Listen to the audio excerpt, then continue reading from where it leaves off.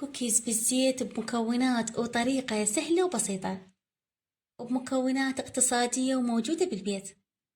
إن شاء الله تجربوه بهاي الطريقة ويعجبكم. مع طريقة التحكم بنفس العجين يطلع ويانا مثل الكيك، هش وخفيف، أو يطلع ويانا مثل الجاهز، يكون ناشف وذايب. عندي هنا نص كوب قياسي من الزيت، نص كوب من الشكر العادي، 2 بيض كامل بدرجة حرارة المطبخ، نص ملعقة طعام من دبس التمر، هذا اختياري، إذا ما متوفر نقدر ما نضيف. رشة صغيرة من الملح، 2 ملعقة صغيرة من نكهة الكراميل. وراح نبدي نحرك المواد بشكل زين. عندي هنا 2 ملعقة طعام من الحليب السائل بدرجة حرارة المطبخ، 1 ملعقة صغيرة تكون ممسوحة، وربع من الأمونيا. الأمونيا موجودة عند العطار. نحركه بشكل زين ونتأكد إنه الأمونيا ذابت بالحليب. راح أضيف هنا كوب قياس من الطحين يكون منخول.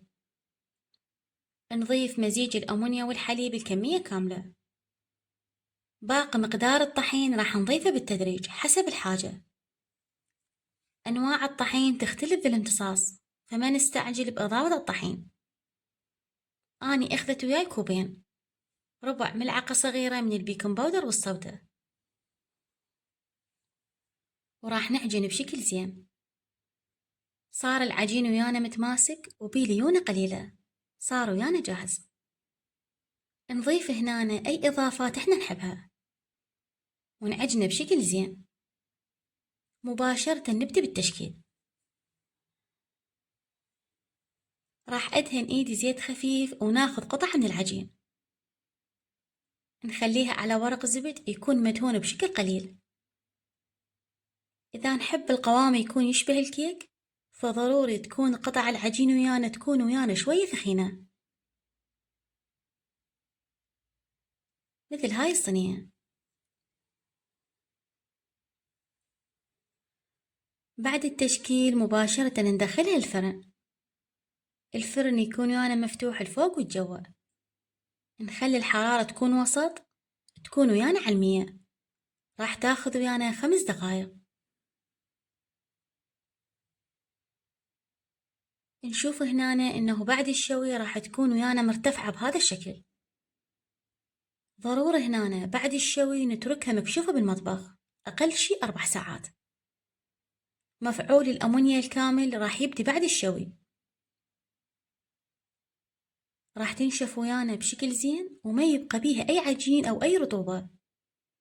هاي الصينية الثانية مباشرة وهي حارة راح نبدي نضغط على الوجه، فراح تصير ويانا خفيفة، بتطلع ويانا بعدين مقرمشة وناشفة، وراح يتشقق وجهها. فهذا هنا الاختلاف البسيط اللي بين العجينتين. إذا نفرشها بشكل خفيف راح تطلع ويانا ناشفة ومحمصة، وإذا تكون ويانا مرتفعة وثخينة يطلع قوامها بعدين يشبه الكيك. بعد ما نتركها 4 ساعات بالمطبخ نبدي بعدين نحفظها بأكياس فردية أو نحفظها بالعلب، تبقى ويانا فترة طويلة صالحة للاستعمال. نقدر نحفظها بالمطبخ، أو إذا نشتغل كمية أكبر نحفظها بالمجمدة.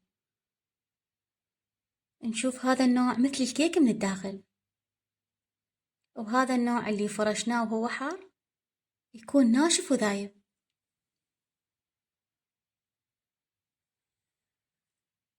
ونقدمه بألف صحة وعافية. جربوه وإن شاء الله يعجبكم. مكوناته سهلة وبسيطة، وطريقته سهلة وسريعة.